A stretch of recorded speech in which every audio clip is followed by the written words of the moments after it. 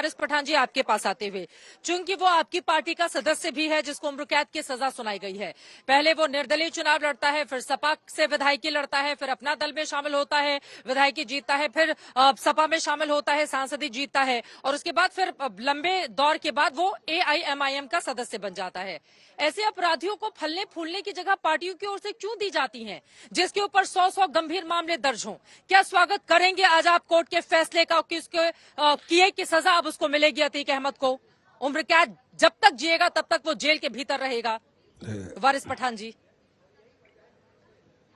देखिए चित्रा जी, मैं एक वकील भी हूं पेशे से, और वकील के हिसाब से मैं बताऊंगा कि हमारा देश संविधान से चलेगा, रूल ऑफ लॉ से चलेगा, कायदे कानून से चलेगा, और ये योगी जी की ठोक डालूंगा वाली पॉलिसी या मिट्टी में मिला देंगे वाली पॉलिसी से नहीं चलेगा।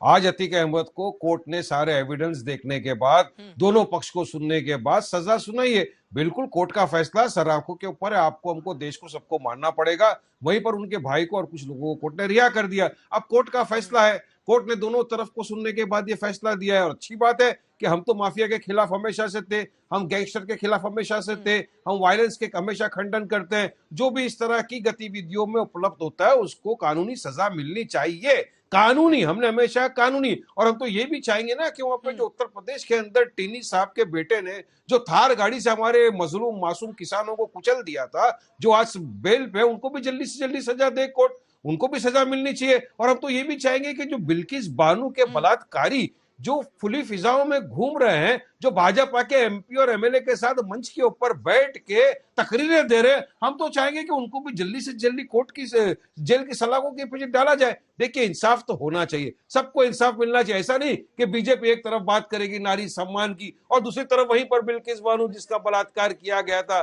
गुजरात में, उनके कातिल जिनको सजा हुई, उनको रेमिशन के तहत जेल के बाहर छोड़ दिया जाता है। तो ये तो सही नहीं है ना, उनको भी जगह जेल की सलाखों के पीछे। कानून सबके लिए बराबर है, इसीलिए हम कहते हैं संविधान से देश चलेगा, रूल ऑफ लॉ से चलेगा, कायदे कानून से चलेगा। ठोक डालूंगा वाली पॉलिसी उत्तर प्रदेश के मुख्यमंत्री को शोभा नहीं देता। और जितने भी कानून के जानकार या देश के नागरिक है, मैं जानता हूँ तस्लीम अहमद रहमानी साहब सब समझते हैं कि कानूनी सजा होनी चाहिए, पठान जी ने जो सवाल उठाए हैं और घनश्याम तिवारी जी ने भी, सजा मिलनी राकेश चाहिए। त्रिपाठी आप उसका जवाब दीजिए।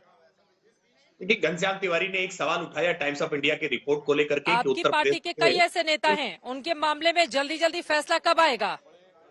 नहीं, बिल्कुल फैसला आएगा। MP MLA कोर्ट बहुत तेज गति से फैसला कर रही है और MP MLA कोर्ट के फैसले में भारतीय जनता पार्टी के कुछ विधायकों के खिलाफ भी फैसले आए हैं, लेकिन हमने इसको कभी भी लोकतंत्र पर आघात नहीं बताया है। हम कोर्ट के फैसलों की मन मुताबिक आधार पर मीमांसा नहीं करते हैं। हम मानते हैं कि जो अपराधी है, अपराधी में और राजनीतिक आरोपों में, इन दोनों में अंतर किया जाना चाहिए। जिस तरह से घनश्याम तिवारी बता रहे हैं ना, ADR की रिपोर्ट के आधार पर कितने विधायक और कितने सांसद दागी हैं, मुझे लगता है कि कम से कम इनको इस तरह की बेशर्मी बंद करनी चाहिए कि अतीक अहमद और मुख्तार अंसारी जैसे कुख्यात माफिया डॉन जो पैरेलल सत्ता के समानांतर सत्ता चलाने का काम करते थे, उनको आज योगी आदित्यनाथ सरकार बनने के बाद पहली बार सजा हुई है। चाहे वो मुख्तार अंसारी को सजा हुई हो, चाहे अतीक अहमद को सजा हुई हो, वरना इनको हमेशा सत्ता के पालने में झूला झुलाया जाता रहा और इसी कारण से उत्तर प्रदेश में इन्वेस्टमेंट नहीं आता था, उत्तर प्रदेश दुर्दशा का शिकार होता था। लेकिन आज भरोसा उत्तर प्रदेश में बना है और लोगों का भरोसा न्यायिक व्यवस्था में भी मजबूत हुआ है। आज जिस तरह से न्याय की जीत हुई है, लोगों में भरोसा हुआ है। आप कह रहे हैं कि अशरफ छूट गया है, विश्वास मानिए, अर्धशतक लगाए हुए अशरफ पे भी एक मामले में छूट गया है, लेकिन हमें पूरा विश्वास है कि अभियोजन पक्ष अगले आने वाले मामलों में कठोरतम दंड अशरफ को भी और अतीक के एक एक परिवार को, कब सजा होगी? जिन्होंने अपराध किया है, जिन्होंने कानून को ठेंगा दिखाया है, जिन्होंने लोगों के जीवन को मुसीबत में डाला है, इतनी धड़स से आप टिन्नी को भी सजा दीजिए, हिसाब लेंगे। इतनी ही जल्दी से आप बिल्किस बानो के बलात्कार इंसाफ भी नहीं होगा, ये माफिया साफ भी होगा। इंसाफ तभी पूरा होगा जब माफियाओं की दहशत पूरी तरह से साफ हो जाएगी। और ये दहशत साफ होने के आज नमूने दिखाई पड़े हैं जब कोर्ट में अधिवक्ताओं के द्वारा फांसी दो के नारे लगे हैं। ये कोई छोटी बात नहीं है कि आज कैसे परिवर्तन प्रयागराज और उत्तर प्रदेश अपने आप में महसूस कर रहा है, जिसकी चर्चा आज पूरे देश भर में हो रही है। यही उत्तर प्रदेश था ना। ठीक है, जरा तस्लीम अहमद रहमानी साहब के पास चलते हुए। ठीक है सर, तस्लीम अहमद रहमानी साहब, राकेश त्रिपाठी कह रहे हैं कि माफिया सिर्फ इंसाफ नहीं होगा, जब माफिया साफ होगा तभी असली इंसाफ होगा। क्या आपने इस नारे पर खरी उतरती दिखाई दे रही है यूपी की सरकार?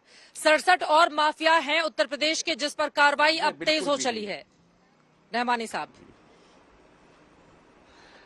देखिए चित्रा जी, सबसे पहले तो मैं इस कोर्ट के फैसले का खैर मकदम करता हूं। इसमें बिल्कुल भी कोई दो राय है ही नहीं, किसी को कोई शक नहीं है।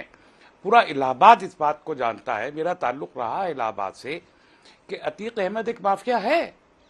वो पूरा परिवार एक माफिया है। पिछले 30-35 साल में इस बात पे किसी को कोई डाउट नहीं होना चाहिए। कोर्ट की जो प्रक्रिया है, जो तरीकाकार है, कोर्ट अपने तरीकाकार से वो सबको सजा देगा। लेकिन वो माफिया सियासी तहफ्फुज के तहत पनपता है। मसला ये है इस देश का, और ये सिर्फ यूपी का नहीं, पूरे देश का, पूरी यूपी का है। मैं खाली अतीक अहमद, एक मुख्तार अहमद नहीं, वो 67 लोग भी जिनका आप कह रही हैं कि अब शुरू होने वाला है, उनको जाहिर कीजिए कौन लोग हैं। जो घनश्याम कह रहे हैं, इस पर इधर उधर की बातें करके हम टाल नहीं सकते।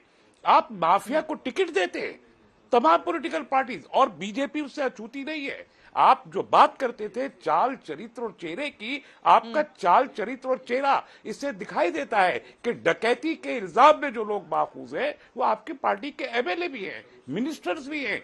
कहां है आपका चाल चरित्र और चेहरा? और अगर आप ये इतने बड़े बड़े मुजरिम के मुलजिम आपकी पार्टी में किस सत्ता के साथ शरीक है, तो आप माफिया को खत्म कर देंगे, इस दावे में कोई मुझे दम नहीं लगता। अतीक का मामला 40 साल पुराना था, नेचुरल कोर्स में उसे आना ही था। यहां तक उसका क्रेडिट आप लेना चाहते हैं, उसके लिए आप थाली पीटना चाहते हैं, उसके लिए अधिवक्ताओं का जुलूस निकाल के आप क्रेडिट लेना चाहते हैं, तो ये एक सियासी हरकत है। ईमानदारी अगर है तो आपकी कोशिश होनी चाहिए, और हम उसका खैर मकदम करेंगे, उसका सपोर्ट करेंगे, उसको ग्लोरीफाई भी करेंगे कि हाँ, बीजेपी की सरकार ने माफिया को खत्म किया और कर रही है। लेकिन वो दिखना चाहिए, सिंबॉलिज्म से नहीं चलेगा। मैं सख्त मुखालिफ हूं क्रिमिनलाइजेशन ऑफ पॉलिटिक्स का, और उस क्रिमिनलाइजेशन को किसी पॉलिटिकल पार्टी और किसी धर्म के चश्मे से मैं देखना नहीं चाहता। ये देश का मुद्दा है, देश की सियासत फेयर हो तभी लोगों को इंसाफ मिल सकेगा।